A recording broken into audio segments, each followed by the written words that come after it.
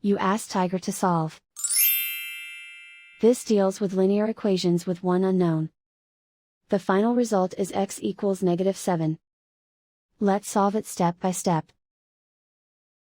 Isolate the s. Divide both sides by -3. Cancel out the negatives.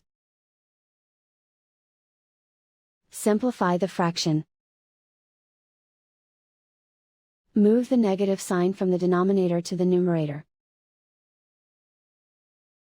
Find the greatest common factor of the numerator and denominator. Factor out and cancel the greatest common factor.